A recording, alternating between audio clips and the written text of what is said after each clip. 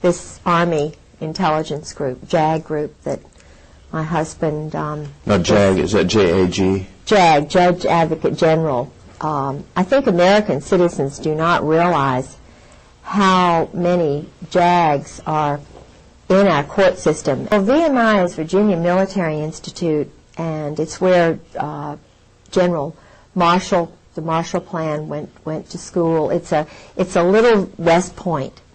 There's a lot of tradition there, but it's based on the Greek sort of Spartan military concept. And my father went to Washington and Lee, which is also in Lexington.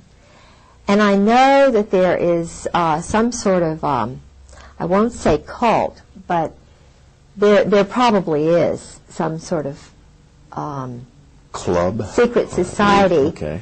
And so it's very, very tight clique. There's a FISA court, which I know is involved in my case. What kind of court? Foreign Intelligence Surveillance Act. It's a Justice Department secret court that American citizens are not aware of. There have been a couple of articles on it. It's a small group of men, and I think there's a woman on it. I believe there's 7 justices. And Mike Fuller, and I know he would not mind me using his name, he's a government assassin. He was like my husband, a government assassin. No, killing people. Okay. He's a mercenary, government mercenary. Okay.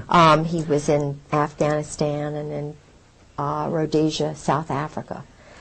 And I met him and his wife through Sarah McClendon.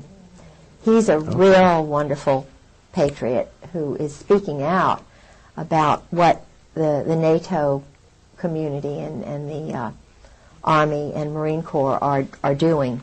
Well, they, General Sheehan, General Krulak, Marine Corps colonels, generals, Al Gray, Cook, and especially General Joy. Joy. General Jim Joy and General Carl Steiner they're evil men. And they are in this diary meeting with my husband almost every day in Beirut.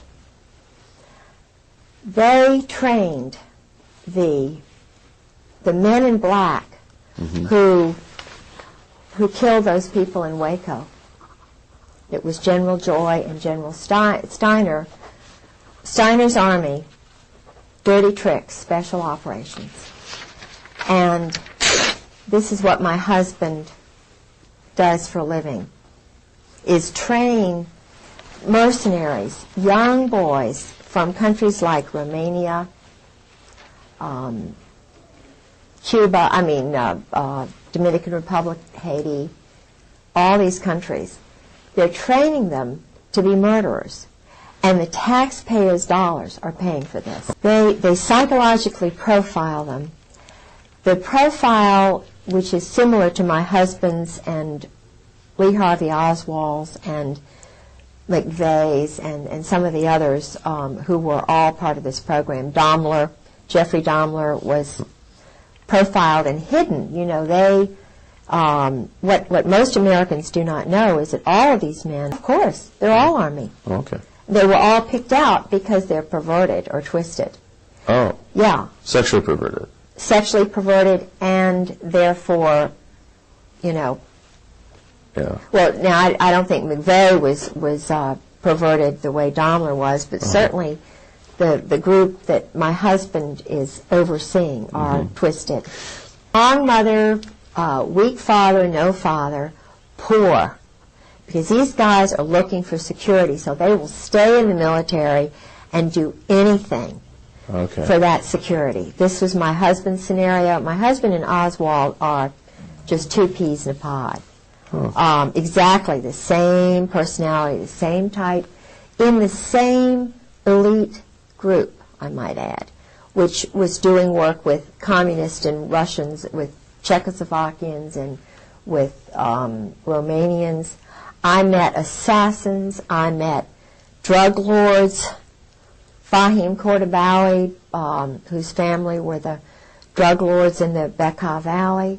I mean, he knows the elite of the elite of the elite, and that's why I was warned twice not to talk. I was told that I would be killed. I was told he loved me in the beginning. I'm sure he really did, but he's a robot, my husband, except when he's drinking, and I think that's why he drank, because the first 3 years of marriage, he was telling me everything. And I come from a very strong Protestant Southern culture, which, you know, when you're talking about shooting people like ducks, the only thing I can relate it to is my brothers going duck hunting, and that's what George would tell me it was like. Killing is just, you know, it's nothing. There's no emotion involved. You just get rid of somebody. And he said he was an existentialist and that these murders were necessary, and, you know, very matter of fact. And I'd sort of go, yep, and we'd be eating dinner. But his group they are not Christians. They're what he calls existentialists, and they study German Clausewitz and Nietzsche, Sartre, Camus, Montesquieu. And his thesis at Princeton, which was written for him by a very good friend of his named Todeve, who was a French count. I know that. I know it was written for him. But in the intelligence world and in the communist world and the world that my husband was in,